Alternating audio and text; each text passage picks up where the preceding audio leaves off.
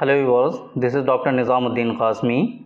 I am a sexologist working here Saira Healthcare and Hijama Center, Alapur Barabanki Uttar Pradesh. Erectile dysfunction बहुत ही ज़्यादा एक broad term है जिसके बारे में बहुत सारे लोग डिस्कस करते हैं और इसके बारे में बहुत सारी रिसर्च भी जो हैं वो कंडक्ट हुई हैं। तो आज उसी रिसर्च के बारे में हम बात करेंगे थोड़ी सी कि क्या है, और दूसरा ये कि हम डिस्कस करेंगे आज की इस वीडियो में कि क्या क्या पॉसिबल कॉजेज़ होते हैं इरेक्टाइल डिस्फंक्शन के, और इसी तरीके से इरेक्टाइल डिस्फंक्शन के क्या क्या टाइप हैं, कितनी तरह का इरेक्टाइल डिस्फंक्शन होता है, क्या इसके पॉसिबल कॉजेज़ हैं, फिर उन पॉसिबल कॉजेज़ के क्या मैनेजमेंट हैं। यूनानी सिस्टम ऑफ मेडिसिन में इरेक्टाइल डिस्फंक्शन का जो कॉज है उस कॉज के अकॉर्डिंग उसका क्या मैनेजमेंट है, किन दवाओं के थ्रू हम उसको रिजॉल्व कर सकते हैं। तो ये सारी चीज़ें हम एपिसोड वाइज और सीरीज़ वाइज हम डेली एक वीडियो बनाएंगे और उसमें डिस्कस करेंगे कि अगर इरेक्टाइल डिस्फंक्शन का ये कॉज है तो इसका ये मैनेजमेंट होगा, उसके लिए ये दवाएं आप यूज़ कर सकते हैं। अगर इरेक्टाइल डिस्फंक्शन का दूसरा कॉज है तो उसके लिए हम क्या मैनेजमेंट ले सकते हैं और उसके लिए हम क्या मेडिसिन यूज़ कर सकते हैं, उसका लाइन ऑफ ट्रीटमेंट क्या है, ये सारी चीज़ें हम डिस्कस करेंगे। तो सबसे पहले इरेक्टाइल डिस्फंक्शन के बारे में हम बात करते हैं कि इरेक्टाइल डिस्फंक्शन क्या होता है। जब भी सेक्सुअल एक्साइटमेंट होता है मेल पार्टनर में तो उन लोगों में जो उनका प्राइवेट पार्ट है उसमें हार्डनेस आती है, तनाव आता है और उसमें जो है इरेक्शन आता है। तो कुछ लोगों में बहुत सारे कॉजेज़ और फैक्टर हैं, वो हम अभी डिस्कस करेंगे, आपको बताएंगे। लेकिन कुछ लोगों में क्या होता है कि जो हार्डनेस और तनाव और इरेक्शन आना चाहिए वो नहीं आता है। बहुत ज़्यादा कोशिश करने के बावजूद भी इरेक्शन को वो अचीव नहीं कर पाते, या फिर इरेक्शन थोड़ी देर के लिए आता है और फ़ौरन ही सबसाइड हो जाता है, वो पेनिट्रेट नहीं कर पाते, सेक्सुअल इंटरकोर्स को वो परफॉर्म नहीं कर पाते। तो ऐसी सूरत को हम लोग इरेक्टाइल डिस्फंक्शन के नाम से जानते हैं। इरेक्टाइल डिस्फंक्शन, ये अगर हम बात करें कि कितनी तरह का होता है इरेक्टाइल डिस्फंक्शन, तो मेनली देखा जाए अभी फ़िलहाल हम ब्रॉडली अगर हम बात करें तो दो तरह का इरेक्टाइल डिस्फंक्शन होता है जिसको हम लोग लॉन्ग टर्म इरेक्टाइल डिस्फंक्शन या इसी तरीके से शॉर्ट टर्म इरेक्टाइल डिस्फंक्शन कहते हैं। एक होता है लॉन्ग टर्म इरेक्टाइल डिस्फंक्शन और दूसरा होता है शॉर्ट टर्म इरेक्टाइल डिस्फंक्शन, यानी कि थोड़े टाइम के लिए, थोड़े वक्फे के लिए, थोड़े टाइम के लिए बस हुआ, उसके बाद उसका कोई कॉज और फैक्टर होता है जो टेम्परेरी होता है, किसी वजह से आपके अंदर वो आ गया, फिर जब वो कॉज और फैक्टर जो है वो रिजॉल्व हो जाता है, वो ख़त्म हो जाता है, तो ख़ुद ब खुद ये ईडी भी ख़त्म हो जाता है। तो उस रिसर्च कंडक्ट हुई है, हम उस रिसर्च के अकॉर्डिंग आपको बताते हैं कि ये शॉर्ट टर्म का जो इरेक्टाइल डिस्फंक्शन है, उस रिसर्च में ये बात साबित हुई है कि इस यूनिवर्स में, इस दुनिया में जितने भी मेल हैं, जितने भी आदमी हैं, उन लोगों को ज़िंदगी में एक मरतबा कभी ना कभी इरेक्टाइल डिस्फंक्शन, ये शॉर्ट टर्म वाला इरेक्टाइल डिस्फंक्शन कभी ना कभी ज़रूर होता है। तो अगर ये ऐसा इरेक्टाइल डिस्फंक्शन है जो शॉर्ट टर्म है तो इसके लिए हरगिज़ घबराने की ज़रूरत नहीं है, हरगिज़ परेशान होने की ज़रूरत नहीं है, और इसके लिए आपको किसी भी तरह की कोई मेडिसिन की ज़रूरत नहीं है। सिर्फ हल्की फुल्की काउंसलिंग की ज़रूरत पड़ सकती है, तो वो काउंसलिंग करा करके आप इससे बिल्कुल दूर हो सकते हैं, इससे अपने आप को बचा सकते हैं और उसको क्योर कर सकते हैं। तो ये तो बात हो गई शॉर्ट टर्म इरेक्टाइल डिस्फंक्शन की। शॉर्ट टर्म इरेक्टाइल डिस्फंक्शन में बहुत सारे कॉजेज़ और फैक्टर्स हो सकते हैं जो आपको आ सकते हैं, जिसकी वजह से ये इरेक्टाइल डिस्फंक्शन शॉर्ट टर्म का आपको हो सकता है।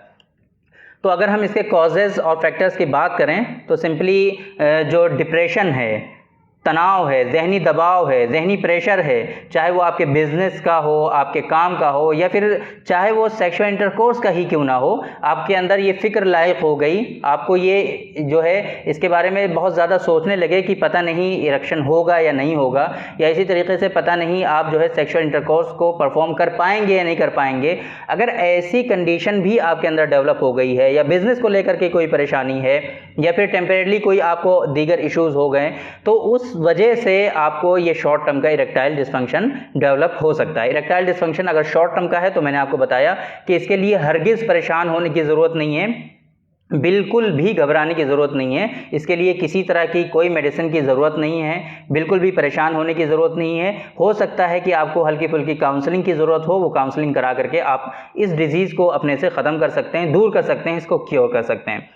लेकिन ये कंफर्म करना बहुत ज़रूरी है कि आपको जो ईडी की प्रॉब्लम हो रही है वो ईडी कौन सा है, या वो शॉर्ट टर्म का है या फिर वो लॉन्ग टर्म का है, ये कंफर्म कर सकता है एक फिजिशियन ही। तो आपको इस तरह की अगर कंप्लेंट है तो आप कंसल्ट ज़रूर करिए, जो इसके लिए बेस्ट सेक्सुअल डिसऑर्डर्स के जो डॉक्टर आपके यहाँ अवेलेबल हों, आप उनसे कंसल्ट करिए, उसके बाद ही ये चीज़ें कंफर्म हो सकती हैं। अब हम आते हैं लॉन्ग टर्म इरेक्टाइल डिसफंक्शन पर। Long term erectile dysfunction, long term erectile dysfunction क्या होता है कि बहुत टाइम ऐसा हो गया आपके साथ, ये कंप्लेंट हमेशा के लिए लायक हो गई। इसकी जो हिस्ट्री आते हैं पेशेंट वो देते हैं कि 2 साल से उनको प्रॉब्लम है, 4 साल से उनको प्रॉब्लम है, या इवन उनको 10-10 साल से ये कंप्लेंट होती है कि उनको इरेक्शन नहीं होता। तो ये आता है लॉन्ग टर्म इरेक्टाइल डिसफंक्शन में। लॉन्ग टर्म इरेक्टाइल डिसफंक्शन के फिर बहुत सारे कॉजेज़ होते हैं, बहुत सारे फैक्टर होते हैं। उनमें जो सबसे ज़्यादा मोस्ट कॉमन जो फैक्टर है आजकल देखने को मिल रहा है वो है डायबिटीज़ मेलाइटस टाइप 2। अगर जिन लोगों में टाइप 2 डायबिटीज़ की फैमिली हिस्ट्री भी होती है उन लोगों में भी ईडी डेवलप होने के चांसेस हैं।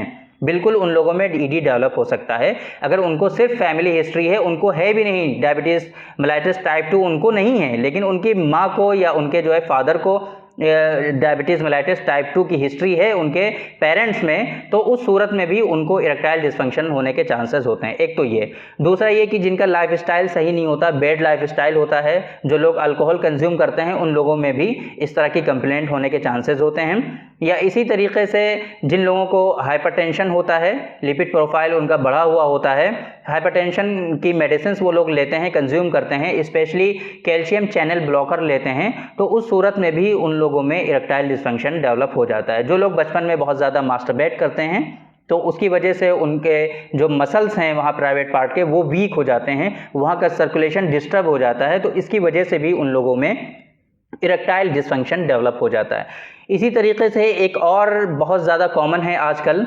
लाइफस्टाइल डिसऑर्डर्स की वजह से ही ये भी कंप्लेंट आती है। जो लोग जंक फूड का ज़्यादा इस्तेमाल करते हैं, जंक फूड ज़्यादा कंज्यूम करते हैं, तो उन लोगों में एक कंप्लेंट ये आती है कि उनका जो टेस्टोस्टेरोन का लेवल है वो डिक्रीज़ हो जाता है, टेस्टोस्टेरोन उनका कम हो जाता है। तो टेस्टोस्टेरोन के कम होने की वजह से उनका जो मॉर्निंग इरेक्शन है वो भी नहीं होता, और इसी तरीके से उनको ईडी की प्रॉब्लम डेवलप हो जाती हैं टेस्टोस्टेरोन के लेवल के कम होने की वजह से। अगर किसी शख्स में टेस्टोस्टेरोन का लेवल कम हो जाता है तो इरेक्टाइल डिसफंक्शन के साथ साथ इसका जो एसोसिएटेड सिम्टम आता है वो ये है कि उनकी जो सीमेन में स्पर्म होते हैं, स्पर्म की क्वालिटी जो है वो ख़राब हो जाती है, स्पर्म की क्वांटिटी कम हो जाती है, ओलिगोस्पर्मिया हो जाता है, या फिर कुछ लोगों में स्पर्म बिल्कुल ही नील हो जाते हैं, स्पर्म बिल्कुल ख़त्म हो जाते हैं, जिसको हम लोग एजोस्पर्मिया कहते हैं। तो ये तीनों मिल करके एक इनफर्टिलिटी का कॉज बनते हैं, इनफर्टिलिटी का सबब बनते हैं, जिसकी वजह से फिर अब उनके यहाँ बच्चे नहीं होते, उनकी वाइफ कंसीव नहीं होती। तो ये 3 कॉज हो जाते हैं। टेस्टोस्टेरोन का लेवल का कम होना, सीमेन एनालिसिस उन्होंने कराया तो उसमें जो स्पर्म है वो कम हो गए, स्पर्म बिल्कुल नील हो गए, उनकी मोर्टेलिटी जो है कम हो गई, प्रोग्रेस कम हो गई, या फिर उनकी मॉर्फोलॉजी गड़बड़ हो गई। तो ये सारे मिल करके फिर उनको उसके अंदर इनफर्टिलिटी डेवलप कर देते हैं। तो आज हम बात करते हैं, आपको बताते हैं पहली इस वीडियो में कि इरेक्टाइल डिसफंक्शन अगर आपको हो गया और इसका एक पीछे का जो कॉज और कारण और जो फैक्टर है वो टेस्टोस्टेरोन का लेवल का कम होना है, टेस्टोस्टेरोन का डिक्रीज होना है, तो ऐसी सूरत में आपको क्या करना चाहिए। अकॉर्डिंग टू यूनानी सिस्टम ऑफ मेडिसिन आप किन दवाओं का इस्तेमाल करके, किन मेडिसिन को यूज़ करके ऐसे इरेक्टाइल डिसफंक्शन को आप क्योर कर सकते हैं और इसको ट्रीट कर सकते हैं। तो सबसे बेस्ट ट्रीटमेंट की अगर हम बात करें वो है यूनानी सिस्टम ऑफ मेडिसिन में। अगर आपको टेस्टोस्टेरोन लेवल के कम होने की वजह से ईडी डेवलप हुआ है, इरेक्टाइल डिसफंक्शन आपके अंदर आ गया है, तो सबसे बेस्ट जो ट्रीटमेंट है वो है यूनानी सिस्टम ऑफ मेडिसिन में। मेडिसिन की अगर हम बात करें तो सबसे बेस्ट इसके लिए एक हमारा जो रिसर्च प्रोडक्ट है स्पर्मोजेनिक, वो स्पर्मोजेनिक ये समझ लीजिए कि इसके लिए स्पर्मोजेनिक जो है एक नेमत गैर मुतरक्कबा है, एक ऐसी नेमत है कि जिसका कोई बदल नहीं है, इसका कोई सानी नहीं है इस मेडिसिन का, स्पेशली जिन लोगों में टेस्टोस्टेरोन का लेवल कम हो गया हो, टेस्टोस्टेरोन की डिफिशियंसी हो गई हो, स्पर्म काउंट उनका कम हो गया हो, स्पर्म काउंट उनका नील हो गया हो, स्पर्म की प्रोग्रेस सही ना हो, स्पर्म की मॉर्फोलॉजी गड़बड़ हो गई हो, तो ऐसी सूरत में उनको हमारा जो रिसर्च प्रोडक्ट है स्पर्मोजेनिक वो यूज़ करना चाहिए, उसको एक मरतबा ज़रूर ट्राई करना चाहिए। तो इससे इंशाल्लाह उनकी जो ये परेशानी है वो धीरे धीरे करके जो है रिजॉल्व हो जाएगी। अब अगर उनको टेस्टोस्टेरोन के कम होने की वजह से दूसरे एसोसिएटेड सिम्टम्स भी आ रहे हैं, तो वो अब डिपेंड करेगा कि उनके अंदर क्या क्या सिम्टम्स आ रहे हैं। वो एक हिस्ट्री लेने के बाद फिर कंफर्म हो सकता है कि और क्या क्या उनको मेडिसिन की रिक्वायरमेंट होगी। स्पेशली ऐसे लोगों में एक हिस्ट्री होती है कि कॉन्स्टिपेशन की शिकायत होती है, उनका पेट भी ख़राब रहता है, तो ऐसी सूरत में उन लोगों को जवारिश जालिनूस इस्तेमाल करना चाहिए। और इसी तरीके से सिरप ल्यूज़ाइम DS या फिर जिगरीना सिरप जो है वो भी आप यूज़ कर सकते हैं। या फिर अगर आपको स्पर्म काउंट का भी साथ में इशू आ गया है तो स्पर्मोजेनिक के साथ साथ में आप अतिवीर्य किट का यूज़ कर सकते हैं। अतिवीर्य कैप्सूल आते हैं, उनका आप यूज़ करें। और इसी तरीके से उसका जो एक पाउच आता है उसके अंदर पाउडर होता है, वो भी यूज़ कर सकते हैं। या फिर आप जौहर खुसिया का भी इस्तेमाल कर सकते हैं साथ में। दूसरे कंप्लेंट हैं अगर साथ में आपको, तो इसके लिए फिर एक हमारा ऑयल है जो 104 नंबर है, उसका नुस्खा, उसमें कुछ हमने इंग्रेडिएंट्स मिला करके एक ऑयल बनाया है जो मसल्स की वीकनेस होती है, तो लोकल एप्लीकेशन के लिए वो ऑयल आप यूज़ कर सकते हैं। नुस्खा नंबर 104 के नाम से हम उसको जानते हैं। ये मेडिसिन्स आपको कहीं मार्केट में तो नहीं मिलेंगी।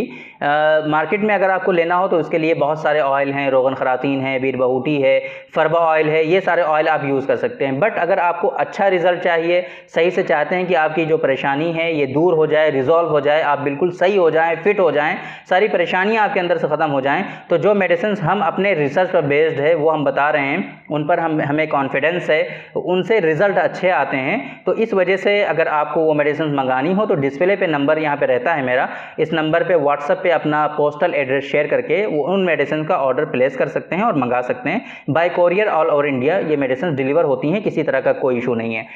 तो ये कुछ मेडिसिन्स हो गई। इरेक्टाइल डिस्फंक्शन है अगर आपको due to deficiency of testosterone के लेवल के कम होने की वजह से अगर आपके अंदर इरेक्टाइल डिस्फंक्शन आ गया है तो इन मेडिसिन्स को यूज़ करके आप इसको रिजॉल्व कर सकते हैं। कल की वीडियो में हम डिस्कस करेंगे, आपको बताएंगे किसी दूसरे कॉज और फैक्टर को लेकर के कि अगर वो कॉज और फैक्टर आपके अंदर आ गया है जिसकी वजह से अब आपको इरेक्टाइल डिस्फंक्शन हो रहा है, उसके एसोसिएटेड सिम्टम्स क्या क्या हैं, तो ये उस सूरत में आप किन मेडिसिन को यूज़ करके, किन दवाओं को यूज़ करके आप उस परेशानी को ख़त्म कर सकते हैं, रिजॉल्व कर सकते हैं। तो आज की इस वीडियो में हमने डिस्कस किया, आपको बताया कि इरेक्टाइल डिस्फंक्शन क्या होता है, इसके पॉसिबल जो है इसके कॉज क्या हैं, फैक्टर्स क्या हैं, इसी तरीके से कितने टाइप का होता है। एक जो सबसे ज़्यादा कॉमन है आजकल लाइफस्टाइल मॉडिफिकेशन की वजह से टेस्टोस्टेरोन का लेवल जो कम हो जाता है, उन लोगों में इरेक्टाइल डिस्फंक्शन आता है, उन लोगों में दूसरे कंप्लेंट्स भी आते हैं। तो उसके ट्रीटमेंट के क्या ऑप्शन हैं, क्या मेडिसिन है, कहाँ कहाँ आप इसका इलाज करा सकते हैं, किस पैथी में सबसे अच्छा ट्रीटमेंट है, ये सारी चीज़ें हमने आज की इस वीडियो में डिस्कस की है। कल हम बात करेंगे किसी दूसरे कॉज और फैक्टर को लेकर के कि अगर उस कॉज की वजह से, उस फैक्टर की वजह से आपके अंदर इरेक्टाइल डिस्फंक्शन है तो आप उसको कैसे ट्रीट कर सकते हैं, कैसे उसका इलाज कर सकते हैं, किन दवाओं को यूज़ कर सकते हैं। तो ज़रूर आप मिस ना करें, बहुत इंपॉर्टेंट सीरीज़ है एक तरह से। ये एपिसोड्स वाइज हम बता रहे हैं आपको कि इरेक्टाइल डिस्फंक्शन के जो मुख्तलिफ कॉज और मुख्तलिफ फैक्टर असबाब होते हैं, उन कॉजेज़ की वजह से क्या क्या परेशानियां आती हैं और उनका पॉसिबल ट्रीटमेंट अकॉर्डिंग टू यूनानी सिस्टम ऑफ मेडिसिन, यूनानी सिस्टम ऑफ मेडिसिन के कॉन्सेप्ट पर बेस्ड उनका क्या ट्रीटमेंट है, ये सारी चीज़ें हम ज़रूर आपसे डेली डिस्कस करेंगे। तो अगर आपने हमारे चैनल को अभी तक सब्सक्राइब नहीं किया है तो इसको सब्सक्राइब ज़रूर कर लीजिए ताकि आपको वो सारी वीडियोज़ मिलती रहें और आप उनको मिस ना करें। तो थैंक यू वेरी मच। आज के इस वीडियो में इतना ही। इंशाल्लाह फिर मुलाकात होगी आपसे किसी दूसरी वीडियो में, हम डिस्कस करेंगे आपसे किसी दूसरे टॉपिक पर। तब तक के लिए इजाज़त दीजिए। अस्सलामु अलैकुम।